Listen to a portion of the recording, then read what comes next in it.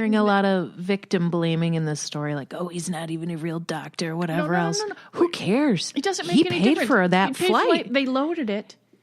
United screwed up. You have no right to kick him off. I'd have a tantrum too. I'm like, no, I paid for this. Mm-hmm. Yeah. I mean, and I just jumped in because this is such an interesting story. It's just shocking. And I think for me, one of the things that welcome to the Great Northern Sexcast, by the way. Mm-hmm. One of the things that I think is so astounding about it is how it really highlights how powerless people are when it comes to flying. Even if you're a law-abiding, non-terrorist citizen, flying sucks. You have no control. And this just shows they don't care. They just think that it's too bad. We took your money, but too bad. I think it shows how much you're powerless against corporations and companies. Yeah. I would honestly take it a step further than that. That a private corporation can use public police to remove someone from, mind you, he wasn't doing anything illegal. Right. It wasn't breaking any rules. Wasn't breaking any rules. Just they're sitting there. And, and I was like, oh my God. And I've poked around a little bit on it because it is fascinating. Yeah. And he wasn't, he didn't do anything wrong. I wonder if they're and many folks are saying that United actually didn't even follow their policy all the way to the end. Really? No, yeah, it's going through there about how it works. And they're allowed to do what they did, but there's rules to get there. And then they were saying that, like, you go further, and then there's articles about how many people are actually bumped from flights each year and what's going through there. And, who knows how many times this has happened before, but now with phones. It's just, but if someone comes into my store and threatens my employees or is drunk, it's private property and I can have someone removed, but they're doing something wrong. Yeah. And so regardless, it's just the whole idea that, you can, that I paid or someone's taxes paid, because my taxes probably didn't pay for that particular officer, to remove a law-abiding citizen from their space. And I know there's, people can pick at a lot of different things. It's going through there, and it doesn't make any difference who he was or what was going through there or what's going through there. I'm just like, obviously they should have gone up to maybe $2,000 or $3,000 if they needed those seats. Right. You know what I mean? They just didn't hit the level yet. Or maybe they should not. Well, and they keep saying overbook. They didn't overbook. No. They had the exact amount of passengers, but then wanted to put employees on it. Yeah. So they should have said, okay, $5,000. I bet you anything if they went up to $5,000, right, they would have gotten 4 people to take those seats. Would have been a lot cheaper in the long run, because this is a nightmare. I just saw that their stock is way down. Oh, I bet. I bet. Yeah. You need, with the way that the flights are so tight. I just flew, and I had points and I popped for first class, but honestly, I went back to the 70s. Now, I didn't get caught any of the Delta stuff. It was American Airlines, but I'm telling you, Terminal D60 in Miami is right out of the 70s. They must keep it there just so they can do filming if they need something retro. It reminded me exactly of Minneapolis-St. Paul Airport in the 70s when I used to go. Those leather slingback seats with the big arms, and there was a bank of phones, and the ceiling was low. The only thing that brought it into this center was the fact that there were 2 charging stations and like one flat screen TV. But it was, I'm just like, what century am I in? Where did this flight go back in time? It was, my daughter, who doesn't know anything other than traveling like your cargo. Yeah. And I'm like, I had plenty of points and they were changing the credit card thing. So I just blew them on good seats. Yeah. And honestly, they weren't, other than the fact that, mind you, I got to check in and there were thousands of people at the airport, and I got to cut through and go through the priority line because I had paid for that. So it was worth that part. Yeah. But honestly, other than that, there was, although the guy across from me had 5 gin and tonic, or vodka tonics. I don't know how in the world he didn't fall getting off the plane, but what the hell. But it was just, there was nothing pleasant remotely about these. But no, mind you, the employees were lovely. This was, American Airlines. But honestly, I will try my damnedest to fly Sun Country from now on if I can from out of Minneapolis. Yeah. You're out of the smaller terminal.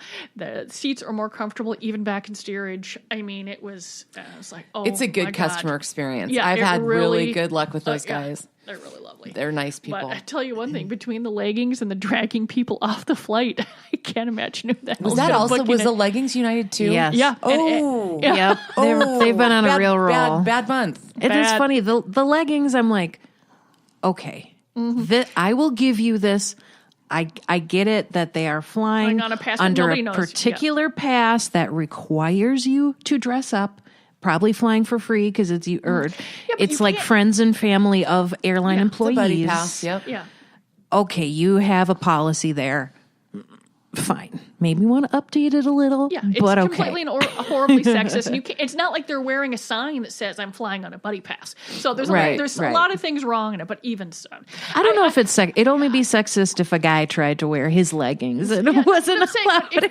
But like I said, we talked about this before. But they're talking about tight constriction clothing. So I mean, there's no way that they would have ever told a guy with tight jeans to get off the plane. It wouldn't even occur to them to look. See, well, I'm a little biased on this because I am of the leggings are not pants camp. Oh. And so I don't think that people should wear leggings in public without things. I'm wearing them See, right but now. Those don't really, I don't know, they're pretty thick. I am wearing leggings. They're So leggings. am I. So if they got, We're all geez, I'm surrounded by a bunch of heathens. I know. No, that's it. I mean, the joy of is I just don't give a damn anymore. I mean, mind you, they're covered. I'm not running around wearing pantyhose. I mean, there's an old fashioned term.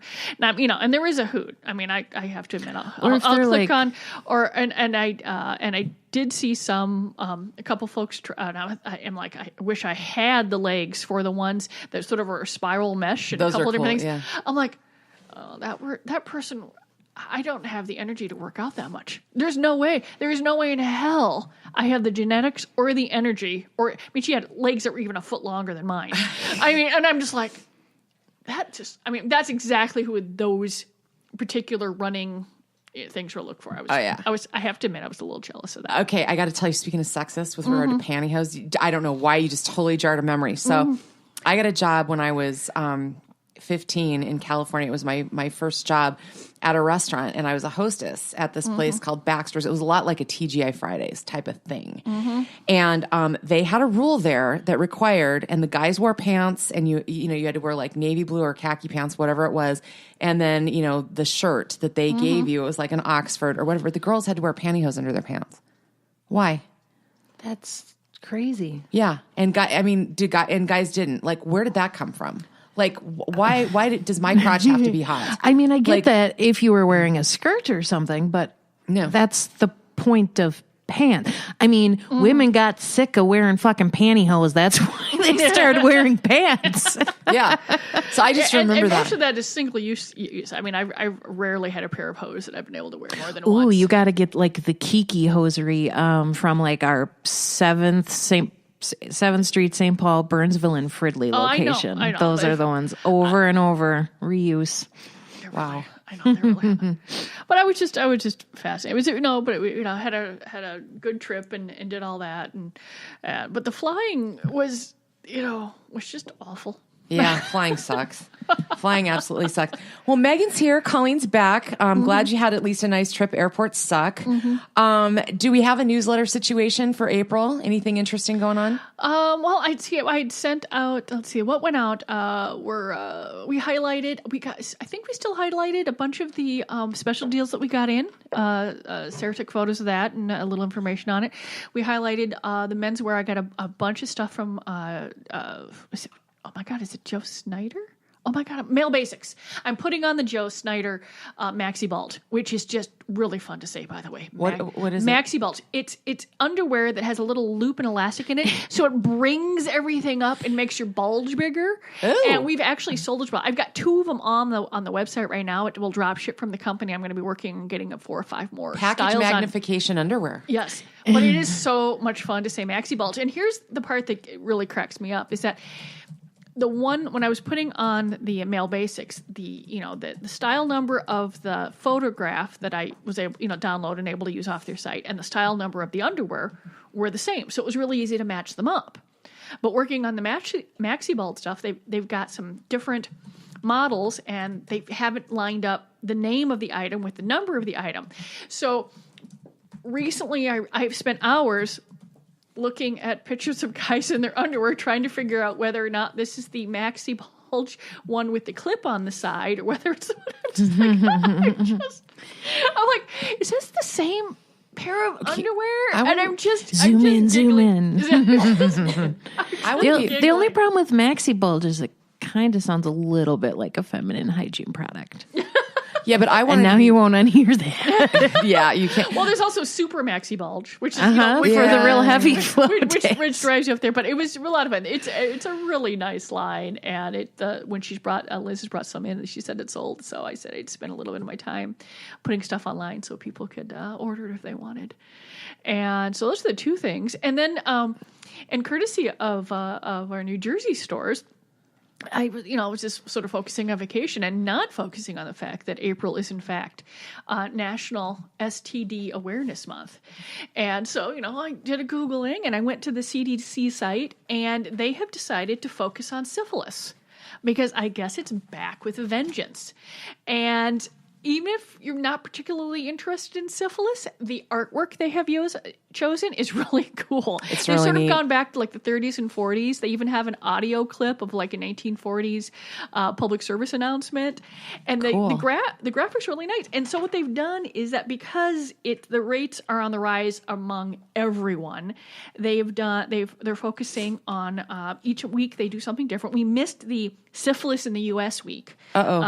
This week is syphilis among gay, bisexual, and other MSN. Yeah, we're going to look up and find out what MSN, what jargon that is. Next week is syphilis among women, pregnant women, and newborns.